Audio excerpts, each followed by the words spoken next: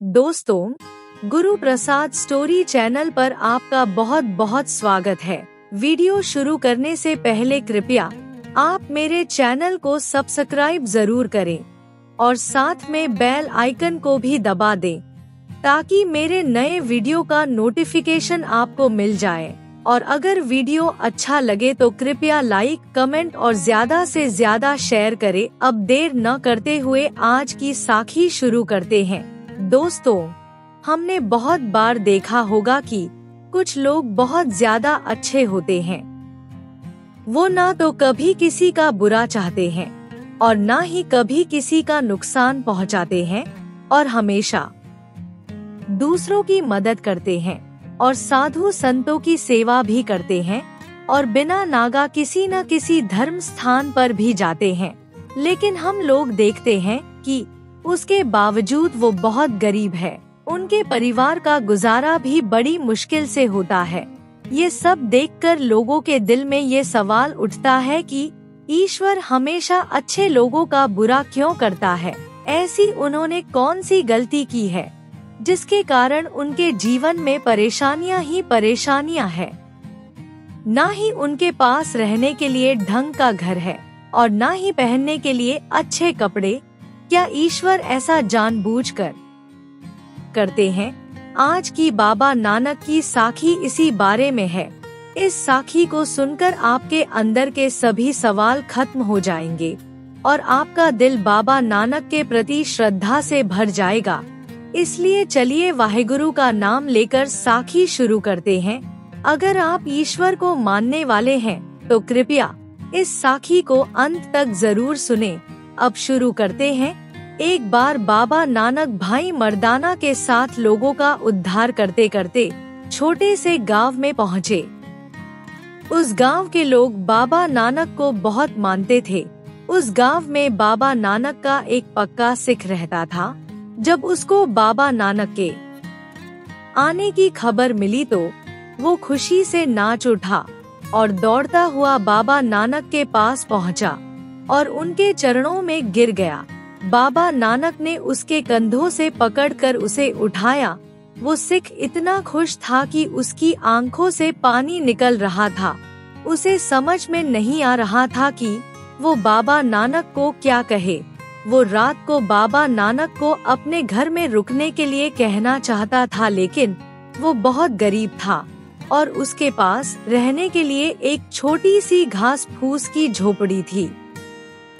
लेकिन फिर उसने हिम्मत करके कहा, गुरुजी, मैं चाहता हूँ कि आप आज की रात मेरे यहाँ गुजारे और मेरे यहाँ ही भोजन करें। बाबा नानक ने बड़े प्यार से उसके कंधे को थपथपा दिया और उसके साथ चल पड़े।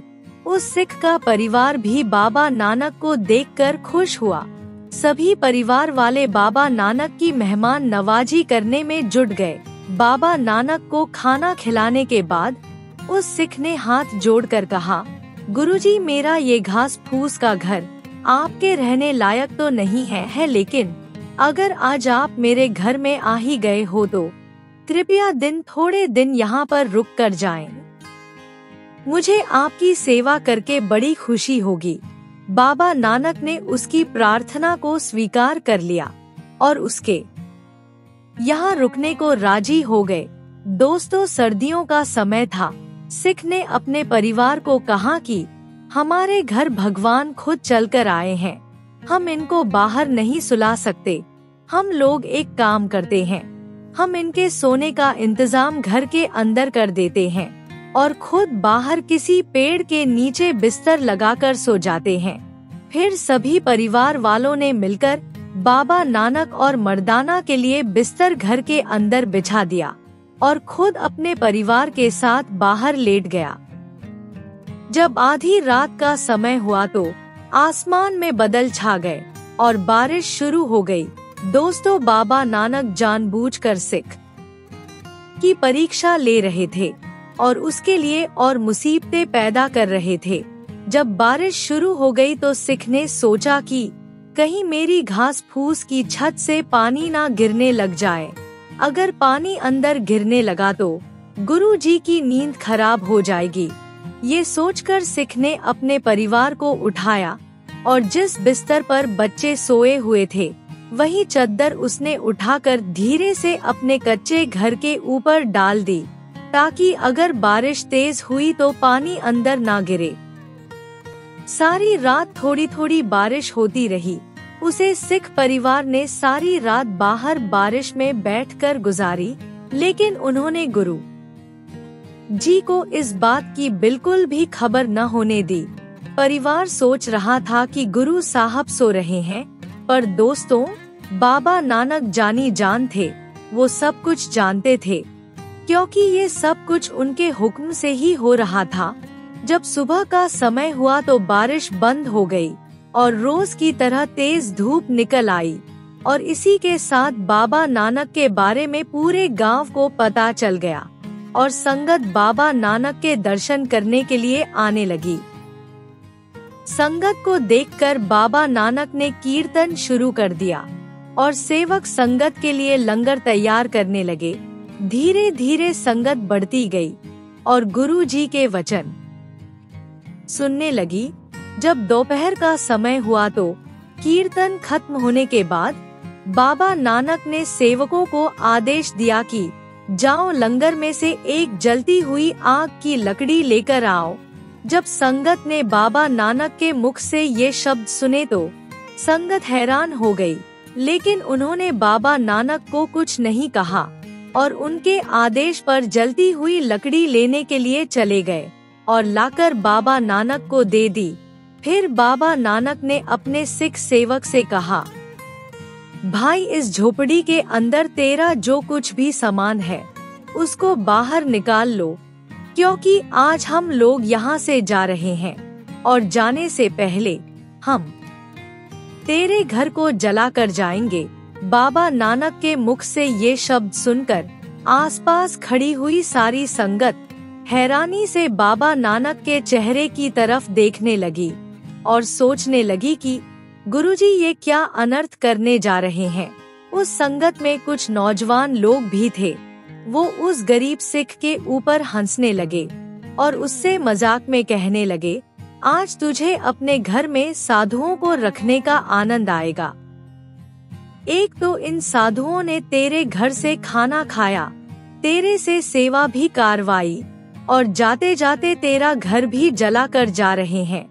सभी लोग आपस में इस तरह की बातें कर रहे थे, लेकिन उस सिख ने उनकी बातों का कोई जवाब नहीं दिया और चुपचाप बाबा नानक की तरफ देखने लगा।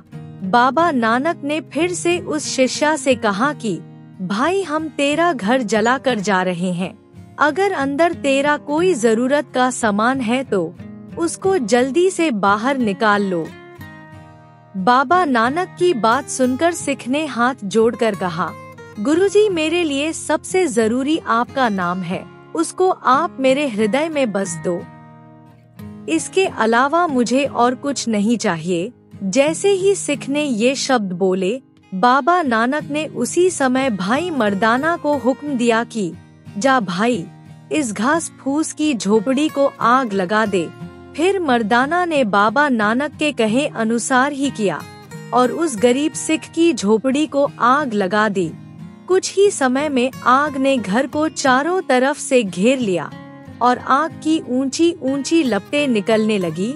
गरीब सिख और उसका परिवार बिना कुछ कहे गुरु के भाने को देखता रहा और देखते ही देखते उनका घर जलकर राख हो गया।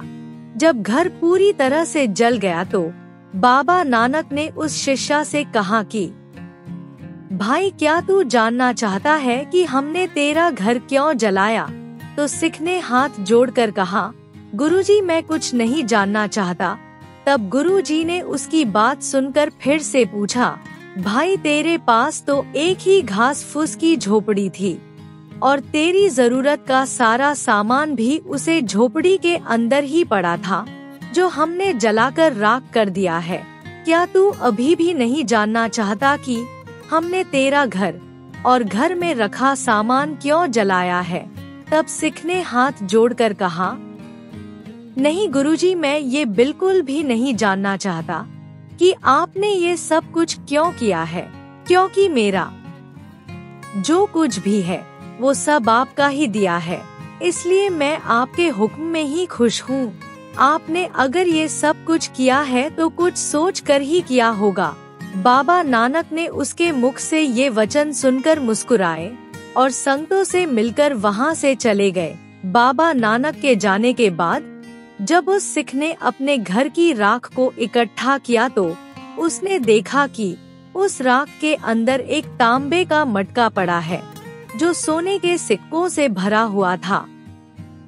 उस मटके को सिक्कों से भरा हुआ देखकर उसका परिवार बहुत खुश हुआ और वहाँ पास में खड़ी हुई संगत भी जोर जोर से धन गुरु नानक, धन गुरु नानक करने लगी। साथ संगत जी, अगर आप दिल के सच्चे हो और हमेशा अच्छे कर्म करते हो और उसके बाद भी आपके साथ अगर बुरा हो रहा है तो आपको घबराना नहीं चाहिए, क्योंकि सच्चे दिल वाले मनुष्य की ईश्वर अक्सर परीक्षा लेता है। जो इंसान उस परीक्षा से नहीं घबराता उस मनुष्य के ऊपर ईश्वर मेहर करता है और उसकी जिंदगी संवर जाती है। दोस्तों, बाबा नानक की इस सुंदर साखी से हमें ये शिक्षा मिलती है कि गुरु जो कुछ भी करता है हमारे भले के लिए करता है और अगर कभी हमारे साथ गलत होता है तो वो समय हमारी परीक्षा का होता है। हमें उस समय गुरु के ऊपर विश्वास करके आगे बढ़ जाना चाहिए और सब कुछ गुरु के ऊपर छोड़ देना चाहिए, जैसे उस सिख परिवार ने किया था। दोस्तों, जो गुरु के भाने और उसके हुक्म में रहता है, गुरु उसे कभी बीच रास्ते में नहीं छोड़ता। इसलिए हमें भी गुरु के कहे अनुसार चलना चाहिए और जो कुछ भी गुरु कहते हैं उसे समझना चाहिए और बाकी सब कुछ उसके ऊपर छोड़ देना चाहिए, जैसा कि इस साखी में उस गरीब सिख ने किया। अपने पलटकर एक बार भी बाबा नानक से इसका कारण नहीं पूछा और बाबा नानक भी जाते जाते उसे इतना कुछ दे गए कि उसको पता भी उनके जाने के बाद चला।